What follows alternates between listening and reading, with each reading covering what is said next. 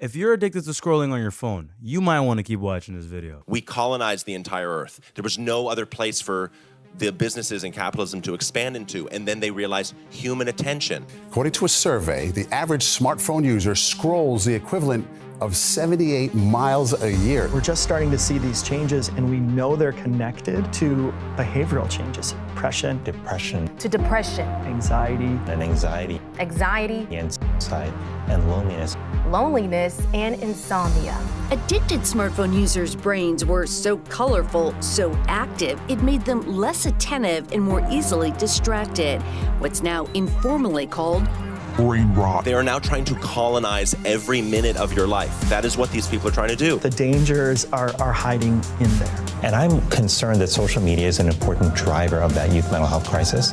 Every single free moment you have is a moment you could be looking at your phone and they could be gathering information to target ads at you. That's what's happening. Let me tell you a secret. If you're spending 7 hours a day on your phone, you're wasting 29% of your life on a phone screen. How about you show us your screen time, dog? How about that? Fuck, who said that? Yo, was that you? Yo, what? Come on now. Come, bro, chill. Instagram, Facebook, and similar apps started as an online space where you can stay connected with your friends and family, especially useful for the ones that didn't live close enough to hang out with without the cost of a plane ticket. It felt personal, right? Fast forward to now, and your feed is flooded with people you don't even know. And let's be real here, you probably don't even know me.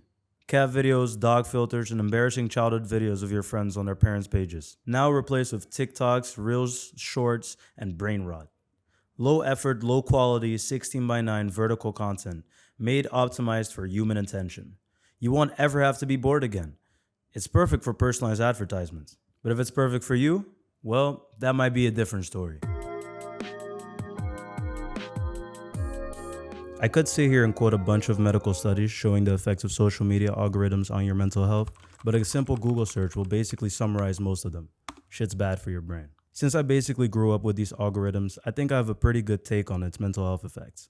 I mean, to start off, even before TikToks and even other social media apps copying their short form concept, there's still a big difference between my childhood compared to my parents.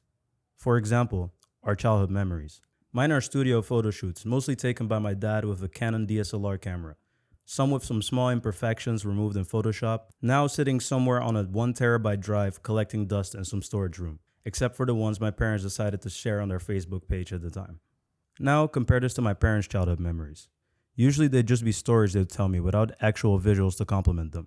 I mean, they can just grab their iPhone and go to their Photos app or Snapchat and show me their throwback videos and photos. But the way they would describe it, the feelings, the people, and the way it smelled in those moments, did give me a very vivid imagination of what it felt like. Which sometimes would make me, as a kid, wonder if their childhood was cooler and more interesting. Like, is this really better than making roller coasters and slaughtering villages in Minecraft? The only memories that were closest to mine were some developed analog pictures my mom had put away in a suitcase with Kodak 8 rolls. But even though these were pictures, just like mine, they felt better. Not taken in a studio, some with light leaks, some just black or overexposed. In most of them, someone's eyes were closed or their face would look weird. But still, they were a lot more interesting compared to the perfect memories we have today, in my opinion. Even though all of that might seem unrelated to the topic, I think, apart from our algorithms being completely filled with strangers and brain rot, the fact that you're constantly seeing highlight reels that are curated in Photoshop of the version of someone that's on your phone screen can make it easy and almost inevitable to compare that to the real you, which is flawed and ugly in comparison. But that's kind of stupid because, like I said earlier, that which you see on your phone screen isn't even remotely close to the actual people in those photos and videos. Even the most real person you know or follow on the internet could never capture all their good and bad sides using just two-dimensional videos and photos. Me and you both know people are a lot more complicated than that. This, combined with the mindless scrolling on your Reels feed or TikTok, just because the situation is awkward or simply not enjoying being bored or alone sometimes, in my opinion, is the main reason why all this time on your phone screen spent on social media doing nothing productive, or better yet, literally anything else that you'd actually enjoy, especially if you're doing it so much, so regularly, to the extent that your world practically gets reduced to it, makes a direct connection between social media and poor state of mental health. Even though I'm nothing close to a psychologist or a mental health professional, I would even argue that there's a lot of, especially younger people, who might not feel as depressed or anxious if they would spend little to no time on social media apps on their phone. This is a business, a for-profit company. Now, usually businesses like this have to make money because, well, you wouldn't be a company without it. This is usually coming from consumers who give them that money. But not for nothing, it's in return for one of two things.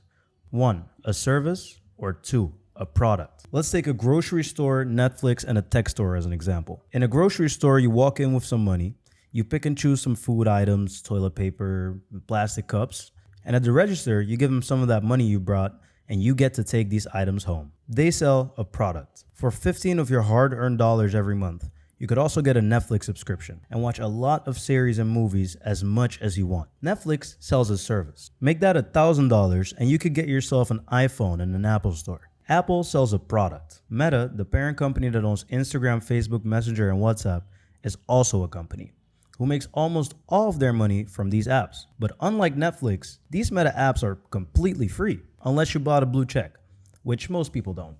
I hope. Don't do that. You don't need a blue check. You're not famous. Chill. So that should mean that they don't make much money, right? Well, if you just look at the third quarter of this year, Meta reported $51.24 billion of revenue, of which $50.08 billion from the free apps I mentioned earlier. How? Advertisements. They profit off of your attention and the data they collect from you every time you open one of their apps, which of course you agree to when accepting their terms and conditions when you downloaded these apps. On the bright side, they claim to not specifically sell any of your specific info, but more like general info relevant to advertisers. So other companies pay Meta a lot to get access to the audience and info they have to make sure their makeup ads show on someone's page who seems to be interested in makeup. And this makes it so that they have a higher chance to make the money they want to this way. And it turns out, unless Meta is like 95% sure a company is basically scamming people, they'll choose companies paying for ads above you, their user safety when online shopping. In other words, usually when a service is free, you're the product. One thing I didn't tell you about that $50 billion that Meta made is that they also spent $30 billion on investments. Out of this $30 billion, at least 19 was spent towards AI talent. Think of AI researchers, prompt engineers, data engineers, and more jobs that didn't exist 5 years ago. Next to this, they also invested this money in the physical servers and the infrastructure that can hold enough of them to do the work they need without them overheating and or not working optimally.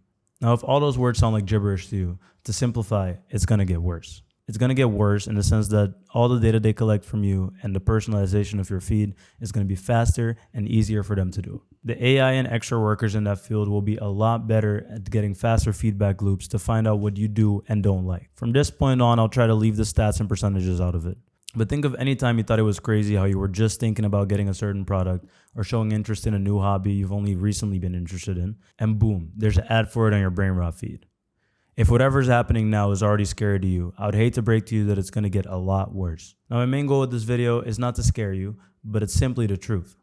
All the numbers I mentioned earlier clearly show that Meta, but also apps like TikTok, YouTube, and any other platform that utilizes short-form content, which is basically all of them, really believe in incorporating AI into their platforms. Both in cute, customizable AI assistants that are your new friend in almost every big social media app you own, but also on the back end, so on their side, to make their work easier, faster, and better. This is what the leading tech companies have decided the future of technology is going to be. And for you, the user, I personally think it's important to 1, be aware that this is happening, and 2, decide where you want to position yourself in this new version of the technological evolution most of us will be living through, probably very soon, if not already. Because in my opinion, the way that things are going right now, social media is closer to smoking or other destructive habits than you might think. And thinking of it as just some cute, harmless app on your phone screen might be the most harmful thing you could do for you, your own health, and maybe even your offspring down the line.